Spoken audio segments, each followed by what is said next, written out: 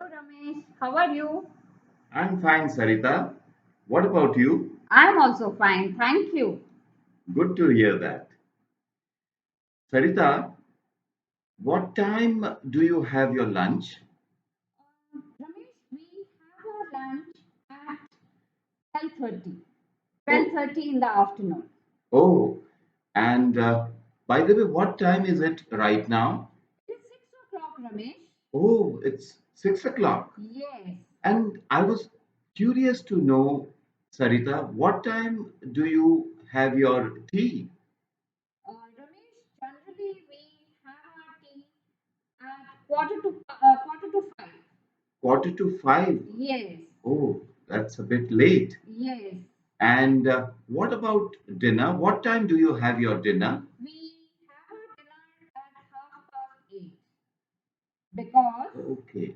we generally go to sleep at 10 o'clock. So you have your dinner at 8:30. Yes. All right. Thank you so much, Sarita. Thank you, Ramesh, for being here. Thank you. See you That's soon. my pleasure, Sarita. Thank you and bye bye. Bye. Thank you. This was a talk on time.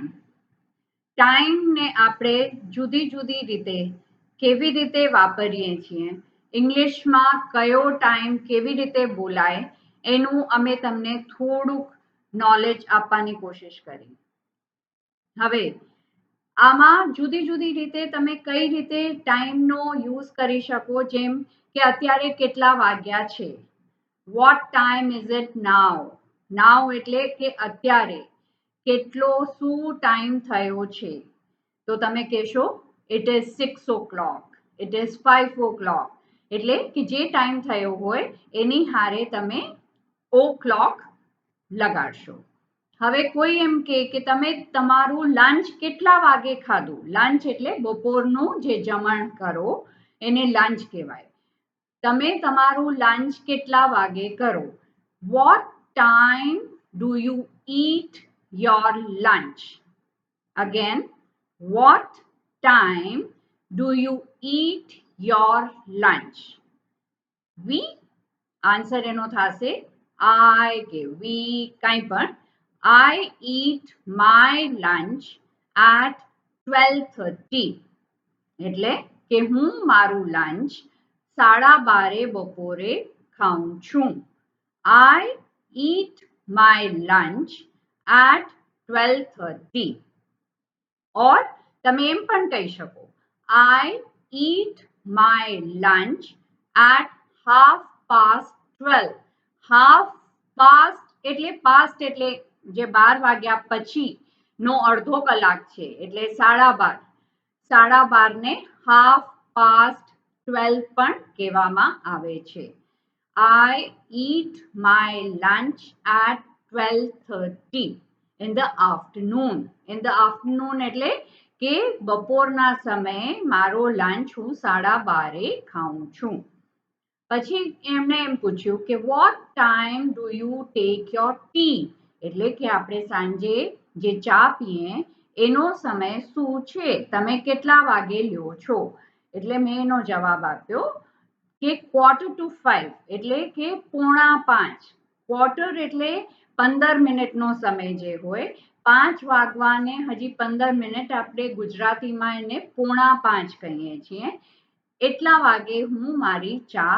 પીવું છું I take my tea at quarter to 5 હવે જો હું કહીશ કે 5:15 તો એનું આવશે quarter past 5 આ તો થયું પછી dinner half past 8 that is 8:30 in the night એટલે કે તમે તમારું ડિનર ક્યારે ખાઓ છો અમે અમારું ડિનર 8:30 રાત્રે ખાઈએ છીએ એટલે 8:30 કહેવા માટે તમે કહેશો હાફ પાસ્ટ 8 આ સમજાઈ ગયું હોય તો આજે અને પછી એમ પણ વાત થઈ કારણ કે અમે 10 વાગે સૂઈ જઈએ છીએ એટલે 10 વાગે જ્યારે તમે સૂઈ જાઓ છો at 10 o'clock we go to sleep at 10 o'clock we go to sleep એટલે કે અમે સૂઈ જઈએ છીએ હવે આમાં I we you he she it હવે At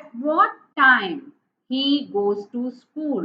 એટલે ઈ છોકરો or he ની જગ્યાએ હું અહીંયા મોહન વાપરીશ.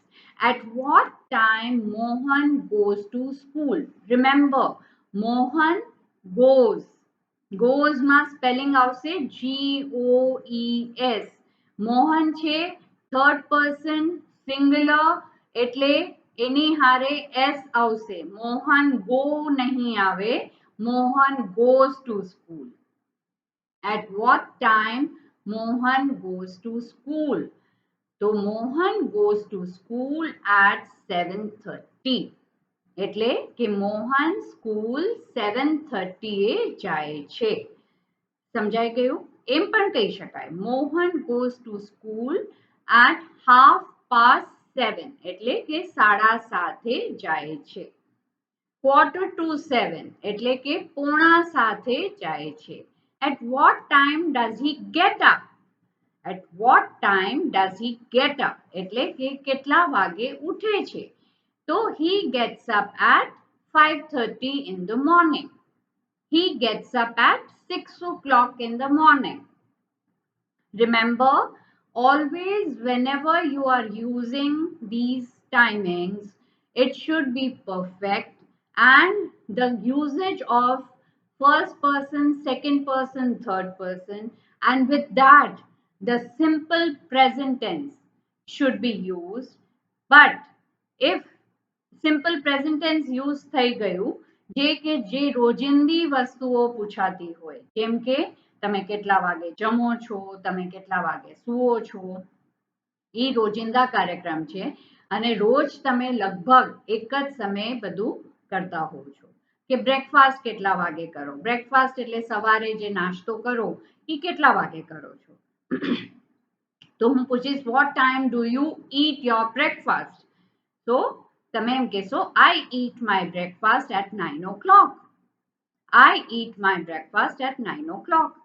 So what time do you take your nap in the afternoon? એટલે nap એટલે કે તમે જે બપોરે સુવો એને થોડીક જ વાર માટે સુવો, અડધી કલાક, પોણી કલાક એમ જ સુવો છો, એટલે ત્યારે તમે કહેશો I take nap in the afternoon for say 1 hour. એટલે કે લગભગ હું 1 કલાક માટે સૂવું છું.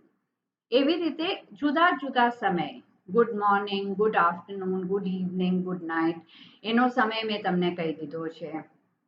આફ્ટરનૂન એટલે લગભગ 12 વાગ્યાની પછી જે વાત થાય એ 12 વાગ્યાની પછીનું થાય આફ્ટરનૂન. નૂન એટલે 12 વાગે, આફ્ટર એટલે પછી, એટલે આફ્ટરનૂન એટલે 12 વાગ્યા પછીના સમય જે પણ હશે લગભગ 4 વાગ્યા સુધી એ આફ્ટરનૂન કહેવામાં આવશે.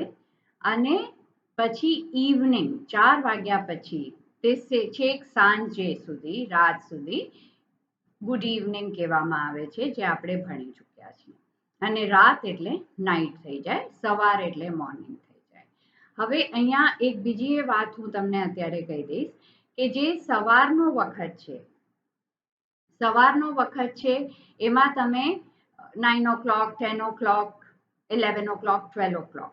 હવે ઘણી વખતે તમે ઘણા ઘડિયાળમાં, ઘણા કેલેન્ડર્સમાં, ઘણા તમે કદાચને ટ્રેનમાં ક્યાંય જતા હો, પ્લેનમાં ક્યાંય જતા હો, તો તમે જોયું હશે ત્યાં ટાઈમિંગ્સ લખેલા હોય 1300 hours, 1330, 1400 hours, 1430, 1410 એમ 13 થી લઈને છેક 24 સુધી. એટલે આ ટાઈમિંગ જે છે એ 1 to 12 એટલે રાત્રે 12 વાગ્યા પછી જે સમય શરૂ થાય એને 1 to 12 સુધી લેવામાં આવે છે. એટલે રાત્રે 1 વાગ્યાથી લઈને બપોરે 12 વાગ્યા સુધી આપણે બોલીએ છીએ એ 1, 2, 3, 4, 5, 6, 7, 8, 9, 10, 11, 12. પછી જે બપોરનો સમય 12 વાગ્યા પછી જ્યારે 1 વાગે છે, બપોરનો 1 વાગે છે, ત્યારે આપણે એને 1300 hours કહીએ છીએ. આપણે શું કહીએ છીએ એને? 1300 hours. પછી 2 વાગે એટલે આપણે કહીએ 1400. પછી 3 વાગે એટલે કહીએ 1500 hours, પછી 4 વાગે એટલે કહીએ 1600 hours, અને જ્યારે 5 વાગે ત્યારે એને 1700, 6 વાગે એટલે 1800, અને 7 વાગે એટલે 1900, અને 8 વાગે એટલે 2000 hours એટલે 2000, 1900. એવી રીતે 9 વાગે એટલે 2100 hours, 10 વાગે એટલે 2200 hours, અને 11 વાગે એટલે 23, અને પછી પાછો આવી જાય આપણો 0000. આ તો થયો સમય આખો ક્લોક કેવી રીતે કયો છો. ક્લોક એટલે જે આપણે મોટી ઘડિયાળ હોય એને ક્લોક કહેવામાં આવે છે, અને જે જનરલી હાથમાં પહેરીએ એને વોચ કહેવામાં આવે છે. વોચ એટલે WATCH. હવે આટલો સમયનો જો તમને ખ્યાલ આવ્યો હોય તો હું ફરીથી એક જ વસ્તુ કહીશ કે જે 1 થી 12 વાગ્યા સુધીનો સમય છે, રાત્રે 1 વાગ્યાથી લઈને બપોરે 12 વાગ્યા સુધીનો સમય, એને આપણે 1 to 12 કહીએ છીએ, અને જે બપોરના 12 થી છેક રાતના 12 સુધીનો સમય છે એને આપણે 13 to 23 સુધીનો સમય કહીએ છીએ. હવે જ્યારે તમે 4:45 કે પોણો, જે આપણો 15 મિનિટ થી પહેલાનો સમય જે હોય, એટલે કે 12 વાગ્યાથી 15 મિનિટ પહેલા સમય, જે આપણે 11:45 કહીએ છીએ ગુજરાતીમાં, એને Q2 કહેવામાં આવશે. અને જો 12:15 હોય એટલે કે 15 મિનિટ 12 વાગ્યા પછી, તો એને Q past કહેવામાં. ક્વાર્ટરનો સ્પેલિંગ થશે QUARTER, ક્વાર્ટર. QUARTER, quarter. એ થશે સ્પેલિંગ તમારો Q2 12 and Q past 12. હવે તમારું 12:30 and 12:30. 12:30 એટલે કે 8:30નો સમય, એટલે 8 વાગ્યાની પછીનો સમય, 12 વાગ્યાની પછીનો અડધો કલાકનો સમય હાફ પાસ્ટમાં ગણાશે.